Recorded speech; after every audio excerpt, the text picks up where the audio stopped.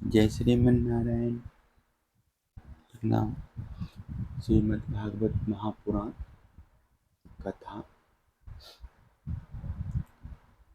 परमार्थ निरूपण। भगवान श्री कृष्ण कहते हैं, उद्धव जी, यद्यपि व्यवहार में पुरुष और प्राकृतिक दृष्टा और दृश्य के भेद से दो प्रकार का जगत जान पड़ता है, तथापि परमार्थ दृष्टि से देखने पर यह सब एक अधिष्ठान स्वरूप ही है। इसलिए किसी के शांत, घोर और मूढ़ स्वभाव तथा उनके अनुसार कर्मों की न स्तुति करनी चाहिए और न निंदा। सर्वदा उदित दृष्टि रखनी चाहिए। जो पुरुष दूसरों के स्वभाव और उनके कर्मों की प्रशंसा अथवा निंदा करते हैं, वे शीघ्र ही अपने यथार्थ परमार्थ साधन से च्युत हो जाते हैं, क्योंकि साधन तो दैत्य के अभिनिवेश का उसके प्रति सत्यत्व बुद्धि का निषेध करता है और प्रशंसा तथा निंदा उसकी सत्यता के भ्रम को और भी दृढ़ करती है। उद्धव जी, सभी इंद्रियां राजस अहंकार के कार्य हैं। जब वे निद्रित हो जाते हैं, तब शरीर का अभिमानी जीव चेतन शून्य हो जाता है, अर्थात उसे बाहरी शरीर की स्मृति नहीं रहती। उस समय यदि मन बच रहा, तब तो वह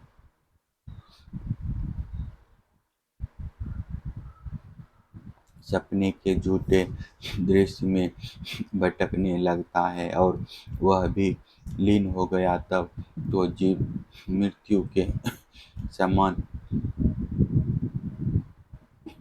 गाढ़ निद्रा सुषुप्ति में लीन हो जाता है।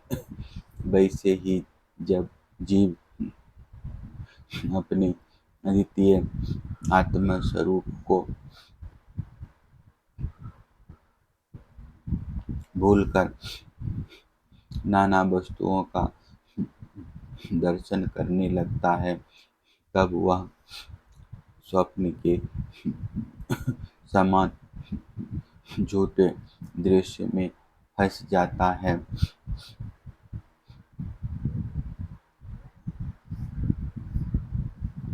अथवा मृत्यु के समान अज्ञान में लीन हो जाता है। उद्धव जी, जब दैत्य नाम की कोई वस्तु ही नहीं है, तब उसमें अमुक वस्तु भली है और अमुक बुरी, अथवा इतनी भली और इतनी बुरी है, यह प्रश्न ही नहीं उठ सकता। विश्व की सभी वस्तुएं वाणी से कही जा सकती है अथवा मन से सोची जा सकती है।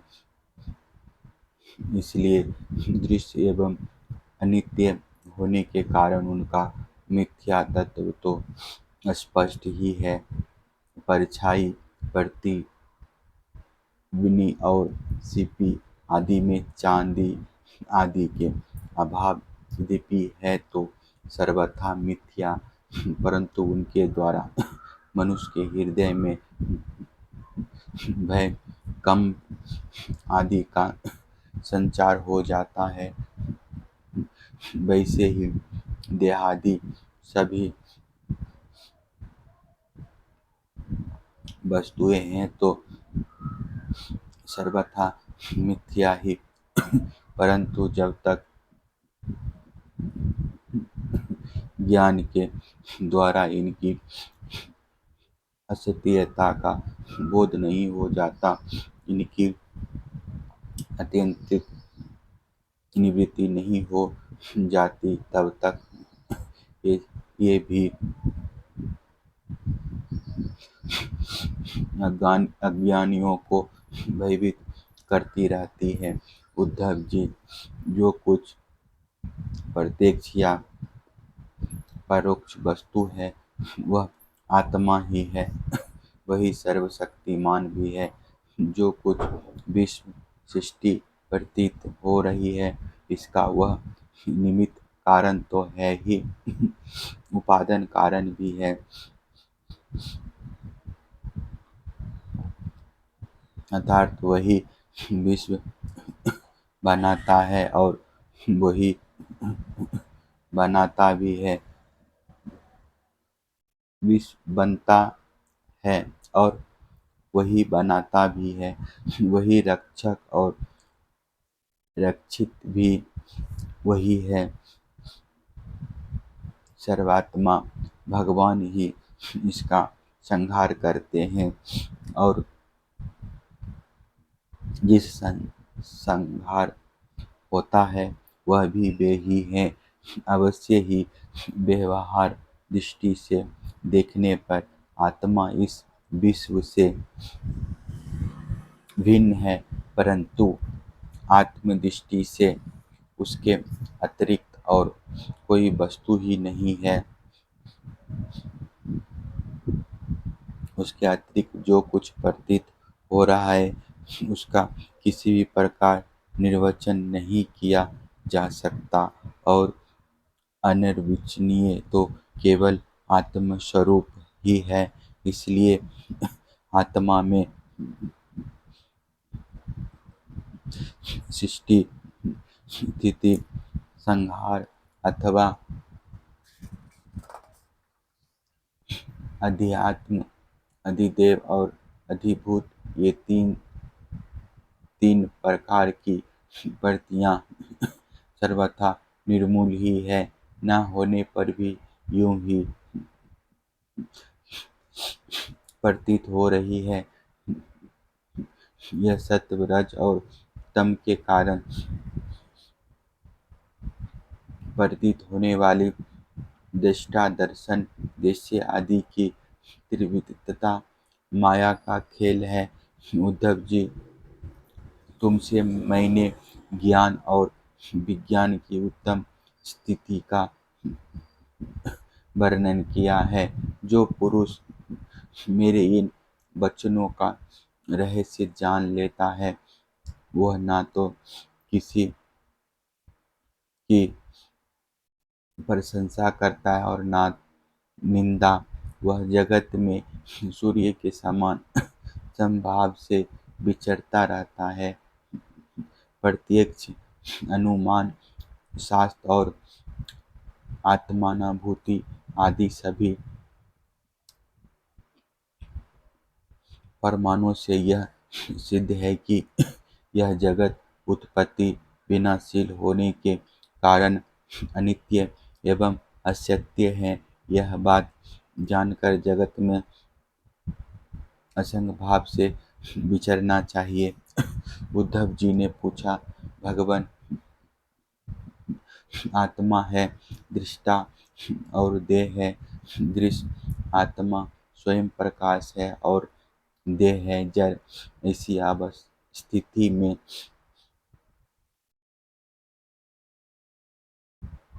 जन्म मृत्यु रूप संसार न शरीर को हो सकता है और न आत्मा को, परंतु इसका होना भी उपलब्ध होता है। तब यह होता कैसे है? आत्मा तो अविनाशी, प्राकृतिक, अप्राकृतिक गुणों से रहित शुद्ध स्वयं प्रकाश और सभी प्रकार के आवरणों से रहित है तथा शरीर विनाशी, सगुण, अशुद्ध, प्रकाश्य और अवरुद्ध है। आत्मा अग्नि के समान प्रकाशमान है तो शरीर काठ की तरह अचेतन। फिर यह जन्म मृत्यु रूप संसार है जिसे भगवान श्री कृष्ण ने कहा, वस्तुतः प्रिय उद्धव, संसार का अस्तित्व नहीं है, तथापि जब तक देह, इंद्रियां और प्राणों के साथ आत्मा की संबंध भ्रांति है, तब तक अविवेकी पुरुषों को वह सत्य सा स्फुरित होता है।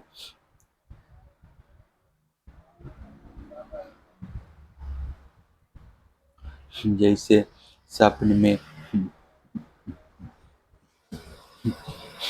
अनेकों विपत्तियां आती हैं, पर वास्तव में वे है नहीं,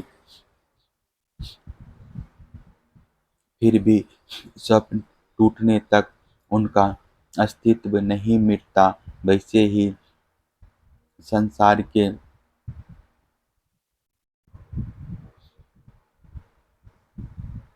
न होने पर भी जो उसमें प्रतीत होने वाले विषयों का चिंतन करते रहते हैं, उनके जन्म मृत्यु रूप संसार की निवृत्ति नहीं होती। जब मनुष्य स्वप्न देखता रहता है तब नींद टूटने के पहले उसे बड़ी बड़ी विपत्तियों का सामना करना पड़ता है, परंतु जब उसकी नींद टूट जाती है, वह जग पड़ता है, तब ना तो स्वप्न की विपत्तियां रहती है और ना उनके कारण होने वाले मोह आदि विकार। उद्धव जी, अहंकार ही शोक, हर्ष, भय, क्रोध, लोभ, मोह, स्पृह और जन्म मृत्यु का शिकार बनता है। आत्मा से तो इनका कोई संबंध ही नहीं है। उद्धव जी, देह, इंद्रियां, प्राण और मन में स्थित आत्मा ही जब उनका अभिमान कर बैठता है, उन्हें अपना स्वरूप मान लेता है, तब उसका नाम जीव हो जाता है। उस सूक्ष्माति सूक्ष्म आत्मा की मूर्ति है गुण और कर्मों का बना हुआ लिंग शरीर। उसे ही कहीं सूत्रात्मा कहा जाता है और कहीं महातत्व। उसके और भी बहुत से नाम हैं। वही काल रूप परमेश्वर के अधीन होकर जन्म मृत्यु रूप संसार में इधर उधर भटकता रहता है। वास्तव में मन, वाणी, प्राण और शरीर अहंकार के ही कार्य हैं। यह है तो निर्मूल, परंतु देवता, मनुष्य आदि अनेक रूपों में इसी की प्रतीति होती है। मनशील पुरुष उपासना की शान पर चढ़ाकर ज्ञान की तलवार को अत्यंत तीखी बना लेता है और उसके द्वारा देह अभिमान का, अहंकार का मूलोच्छेद करके पृथ्वी में निर्द्वंद होकर विचरता है। फिर उसमें किसी प्रकार की आशा तृष्णा नहीं रहती। आत्मा और अनात्मा के स्वरूप को पृथक पृथक भली भांति समझ लेना ही ज्ञान है, क्योंकि विवेक होते ही दैत्य का अस्तित्व मिट जाता है। उसका साधन है। तपस्या के द्वारा हृदय को शुद्ध करके वेद आदि शास्त्रों का श्रवण करना, इनके अतिरिक्त सर्वानुकूल युक्तियाँ, महापुरुषों के उपदेश और इन दोनों से अविरुद्ध स्वानुभूति भी प्रमाण है। सबका सार यही निकलता है कि इस संसार के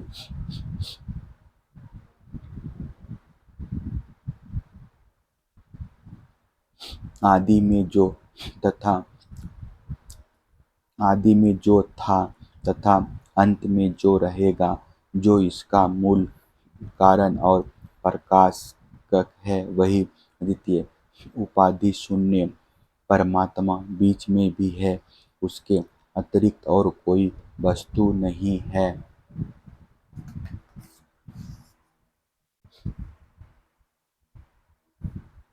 उद्धव जी,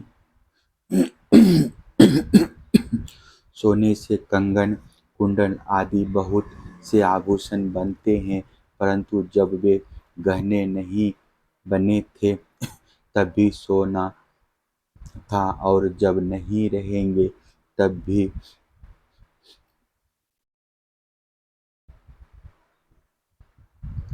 सोना रहेगा। इसलिए जब बीच में उसके कंगन, कुंडल आदि अनेकों नाम रखकर व्यवहार करते हैं, तब भी वह सोना ही है। ठीक ऐसे ही जगत का आदि, अंत और मध्य में मैं ही हूँ। वास्तव में मैं ही सत्य तत्व हूँ। भाई उद्धव, मन की तीन अवस्थाएं होती है, जागृत, स्वप्न और सुषुप्ति। इन अवस्थाओं के कारण तीन ही गुण है, सत्व, रज और तम। और जगत के तीन भेद हैं, आध्यात्मिक, इंद्रियां, अधिभूत, पृथ्वी आदि और अधिदेव, कर्ता। ये सभी त्रिविधताएं जिसकी सत्ता से सत्य के समान प्रतीत होती है, और समाधि आदि में यह त्रिविधता न रहने पर भी जिसकी सत्ता बनी रहती है, वह तुरीय तत्व इन तीनों से परे और इनमें अनुगत चौथा परतत्व ही सत्य है, जो उत्पत्ति से पहले नहीं था और प्रलय के पश्चात भी नहीं रहेगा। ऐसा समझना चाहिए कि बीच में भी वह है नहीं, केवल कल्पना मात्र, नाम मात्र ही है। यह निश्चित सत्य है कि जो पदार्थ जिससे बनता और जिसके द्वारा प्रकाशित होता है, वही उसका वास्तविक स्वरूप है, वही उसकी परमार्थ सत्ता है। यह मेरा दृढ़ निश्चय है। यह जो विकार्यमयी राजस सृष्टि है, यह न होने पर भी दिख रही है, यह स्वयं प्रकाश ब्रह्म ही है। इसलिए इंद्रियां, विषय, मन और पंचभूतादि जितने चित्र विचित्र नाम रूप है, उनके रूप में ब्रह्म ही प्रतीत हो रहा है। ब्रह्म विचार के साधन है। श्रवण, मनन, निधिध्यासन और स्वानुभूति उनमें सहायक है। आत्मज्ञानी गुरुदेव इनके द्वारा विचार करके स्पष्ट रूप से देहादि अनात्म पदार्थों का निषेध कर देना चाहिए। इस प्रकार निषेध के द्वारा आत्म विषयक संदेहों को छिन्न भिन्न करके अपने आनंद स्वरूप आत्मा में ही मग्न हो जाए और सब प्रकार की विषय वासनाओं से रहित हो जाए। निषेध करने की प्रक्रिया यह है कि पृथ्वी का विकार होने के कारण शरीर आत्मा नहीं है, इंद्रिय उनके अधिष्ठात्र देवता, प्राण, वायु, जल, अग्नि एवं मन भी आत्मा नहीं है, क्योंकि इनका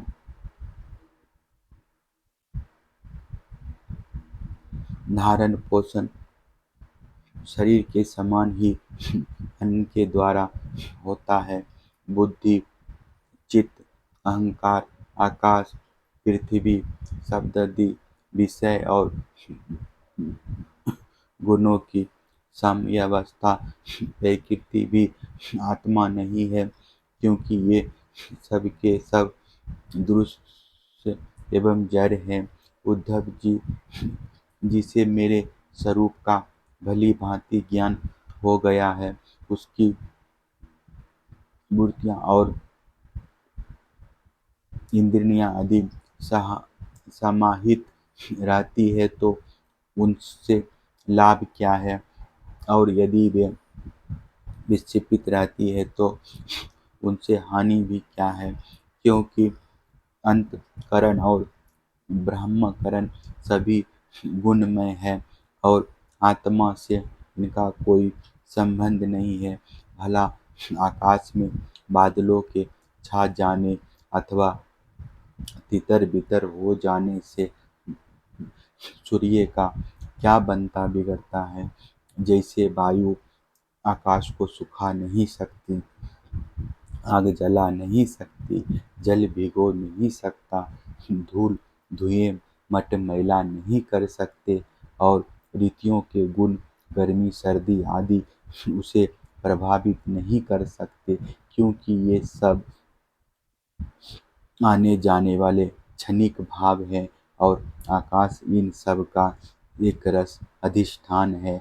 वैसे ही सत्वगुण, रजोगुण और तमोगुण की वृत्तियाँ तथा कर्म अविनाशी आत्मा का स्पर्श नहीं कर पाते, वह तो इनसे सर्वथा परे हैं। इनके द्वारा तो केवल वही संसार में भटकता है जो इनमें अहंकार कर बैठता है। उद्धव जी, ऐसा होने पर भी तब तक इन माया निर्मित गुणों और उनके कार्यों का संग सर्वथा त्याग देना चाहिए। जब तक मेरे सुदृढ़ भक्ति योग के द्वारा मन का रजोगुण रूप मल एकदम निकल ना जाए। उद्धव जी, जैसे भली भांति चिकित्सा न करने पर रोग का समूल नाश नहीं होता, वह बार बार उभर कर मनुष्य को सताया करता है, वैसे ही जिस मन की वासनाएं और कर्म के संसार मिट नहीं गए हैं, जो स्त्री पुत्र आदि में आसक्त हैं, वह बार बार अधूरे योगियों को बेधता रहता है और उसे कई बार योग भ्रष्ट भी कर देता है। देवताओं के द्वारा प्रेरित शिष्य पुत्र आदि के द्वारा किए हुए विघ्नों से यदि कदाचित अधूरा योगी मार्गच्युत हो जाए तो भी वह अपने पूर्व अभ्यास के कारण उन योगाभ्यास में ही लग जाता है, कर्म आदि में उसकी प्रवृत्ति नहीं होती। उद्धव जी, जीव संस्कार आदि से प्रेरित होकर जन्म से लेकर मृत्यु पर्यंत कर्म में ही लगा रहता है और इनमें इष्ट अनिष्ट बुद्धि करके हर्ष विषाद आदि विकारों को प्राप्त होता रहता है, परंतु जो तत्व का साक्षात्कार कर लेता है वह प्रकृति में स्थित रहने पर भी संस्कारानुसार कर्म होते रहने पर भी उनमें इष्ट अनिष्ट बुद्धि करके हर्ष विषाद आदि विकारों से युक्त नहीं होता, क्योंकि आनंद स्वरूप आत्मा के साक्षात्कार से उसकी संसार संबंधी सभी आशा तृष्णाएं पहले ही नष्ट हो चुकी होती है। जो अपने स्वरूप में स्थित हो गया है, उसे इस बात का भी पता नहीं रहता कि शरीर खड़ा है या बैठा, चल रहा है या सो रहा है, मल मूत्र त्याग रहा है, भोजन कर रहा है अथवा और कोई स्वाभाविक कर्म कर रहा है, क्योंकि उसकी वृत्ति तो आत्मस्वरूप में स्थित ब्रह्मकार रहती है। यदि ज्ञानी पुरुष की दृष्टि में इंद्रियों के विविध भ्रम विषय जो कि असत्य हैं आते भी हैं, तो वह उन्हें अपने आत्मा से भिन्न नहीं मानता, क्योंकि वे युक्तियों, प्रमाणों और स्वानुभूति से सिद्ध नहीं होते। जैसे नींद टूट जाने पर स्वप्न में देखे हुए और जागने पर तिरोहित हुए पदार्थों को कोई सत्य नहीं मानता, वैसे ही ज्ञानी पुरुष भी अपने से भिन्न प्रतीयमान पदार्थों को सत्य नहीं मानते। उद्धव जी, इसका यह अर्थ नहीं है कि अज्ञानी ने आत्मा का त्याग कर दिया है और ज्ञानी उसको ग्रहण करता है। इसका तात्पर्य केवल इतना ही है कि अनेकों प्रकार के गुण और कर्मों से युक्त देह, इंद्रियां आदि पदार्थ पहले अज्ञान के कारण आत्मा से अभिन्न मान लिए गए थे, उनका विवेक नहीं था।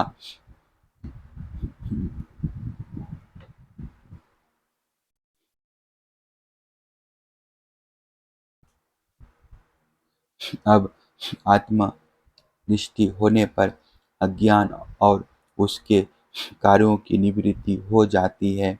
इसलिए अज्ञान की निवृत्ति ही अभीष्ट है। वृत्तियों के द्वारा न तो आत्मा का ग्रहण हो सकता है और न त्याग।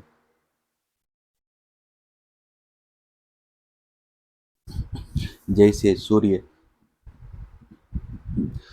उदय होकर मनुष्यों के नेत्रों के सामने से अंधकार का पर्दा हटा देते हैं, किसी नई वस्तु का निर्माण नहीं करते, वैसे ही मेरे स्वरूप का दृढ़ अपरोक्ष ज्ञान पुरुष के बुद्धिगत अज्ञान का आवरण नष्ट कर देता है। वह इंद्र रूप से किसी वस्तु का अनुभव नहीं कराता। उद्धव जी, आत्मा नित्य अपरोक्ष है, उसकी प्राप्ति नहीं करनी पड़ती, वह स्वयं प्रकाश है, उसमें अज्ञान आदि किसी प्रकार के विकार नहीं है, वह जन्म रहित है, अर्थात कभी किसी प्रकार की वृत्तियों में आरूढ़ नहीं होता। इसलिए अर्प में है, ज्ञान आदि के द्वारा उसका संस्कार भी नहीं किया जा सकता। आत्मा में देश, काल और वस्तु कुछ परिच्छेद न होने के कारण अस्तित्व, बुद्धि, परिवर्तन, हर्ष और विनाश उसका स्पर्श भी नहीं कर सकते। सबकी और सब प्रकार की अनुभूतियाँ आत्मस्वरूप ही है। जब मन और वाणी आत्मा को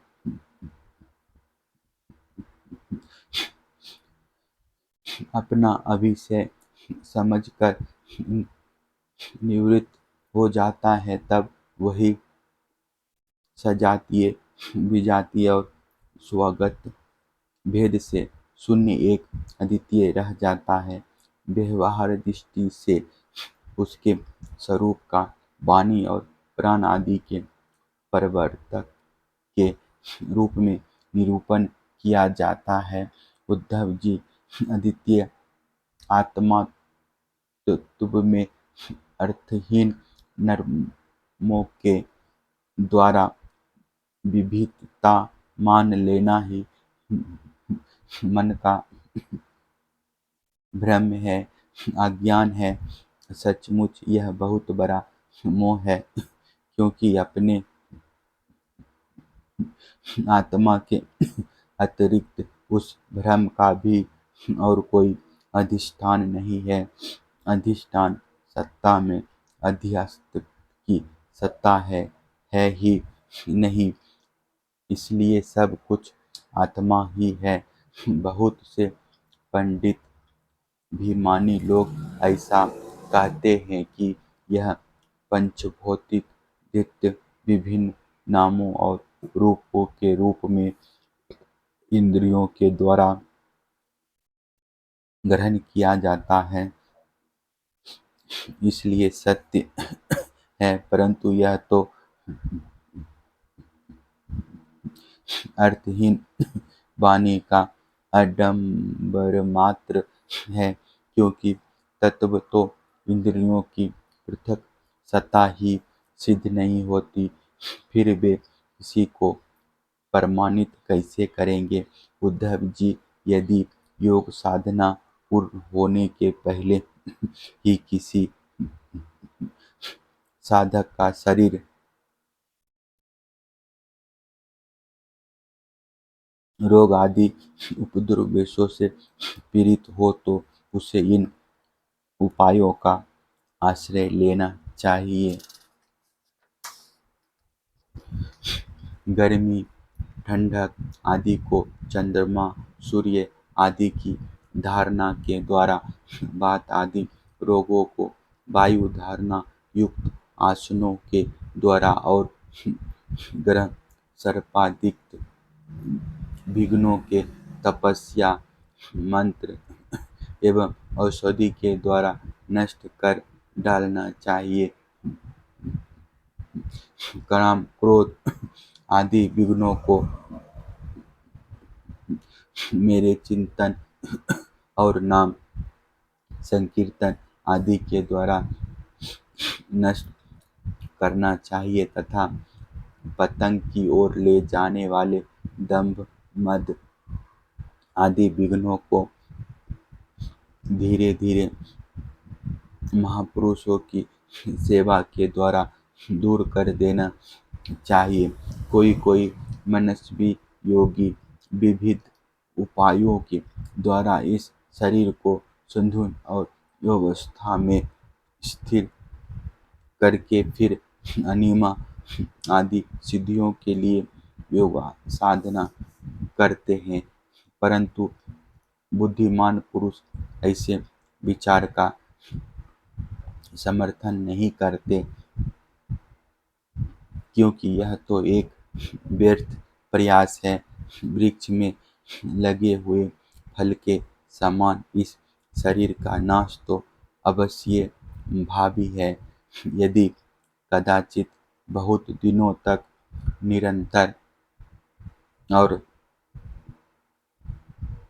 आदरपूर्वक योग साधना करते रहने पर शरीर सुदृढ़ भी हो जाए, तब भी बुद्धिमान पुरुष को अपनी साधना छोड़कर उतने में ही संतोष नहीं कर लेना चाहिए। उसे तो सर्वदा मेरी प्राप्ति के लिए ही संलग्न रहना चाहिए। जो साधक मेरा आश्रय लेकर मेरे द्वारा कही हुई योग साधना में संलग्न रहता है, उसे कोई भी विघ्न बाधा डिगा नहीं सकती। उसकी सारी कामनाएं नष्ट हो जाती है और वह आत्मानंद की अनुभूति में मग्न हो जाता है। ना, जय श्रीमन्नारायण। चैनल को सब्सक्राइब कर दीजिएगा, शेयर भी कर दीजिएगा। फिर दूसरा कथा में मिलेंगे।